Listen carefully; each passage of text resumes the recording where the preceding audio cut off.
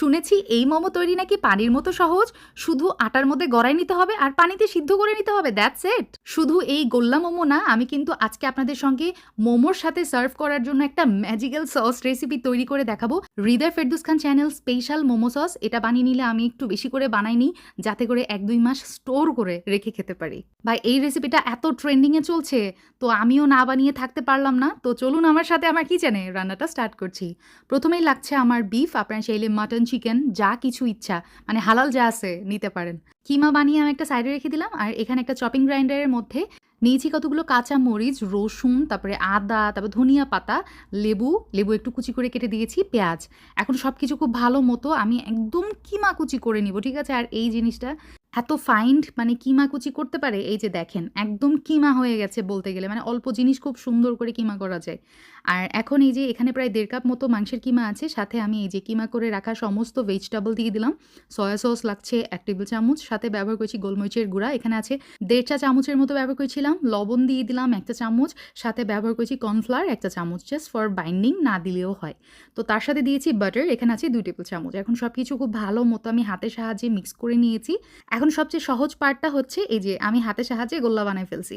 সবগুলো এভাবে ছোট ছোট বল করে নিব, ব্যাস হয়ে গেছে।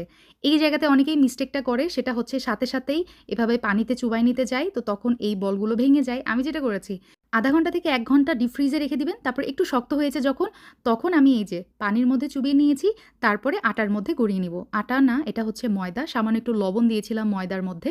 তো দিয়ে এভাবে কোট করে নিয়েছি একবার। তারপরে এক্সট্রা গায়ে যেই ময়দাগুলো লেগে আছে সেটা আমি ঝেড়ে ফেলে দিলাম। আবারও আমি এই মিট বলগুলা দিয়ে দিলাম হচ্ছে পানির মধ্যে, দিয়ে আবারও উঠিয়ে নিব। আবার সেম প্রসেসটা এভাবে ফলো করতে থাকবো, ঠিক আছে? আমি এই প্রসেসটা ফলো করেছি প্রায় 5 বার। আমার বলগুলো বেশ বড় বড় হয়ে গেছিলো, মোটা হয়ে গেছিলো লেয়ারটা। আপনারা চাইলে 3 বার মানে করলে বেস্ট আমার কাছে মনে হয়েছে। তবুও আমারটাও খারাপ লাগতেছিল না খেতে, আপনাদেরকে লাস্টে দেখিয়ে দিব। এখন এই মিটবলগুলা সরাসরি গরম ফুটন্ত পানিতে দিয়ে দিতে হবে। চুলার জাল হাই করে এটা আমি জাল করে নিব 15 থেকে 20 মিনিট। এই পর্যায়ে আপনাদেরকে আমি আমার স্পেশাল মোমো সসটা বানিয়ে দেখাবো। এই জন্য অলিভ অয়েল লাগছে 1/3 কাপ, আপনারা চাইলে কুকিং অয়েলটাও ইউজ করতে পারেন। রসুন কিমা 1 টেবিল চামচ, পেঁয়াজ কুচি 1 টেবিল চামচ, সাথে ব্রাউন সুগার ব্যবহার করেছি 1 টেবিল চামচ। রসুনটা ভাজা হয়ে গেছে, পেঁয়াজ গোল্ডেন ব্রাউন কালার হয়ে গেছে।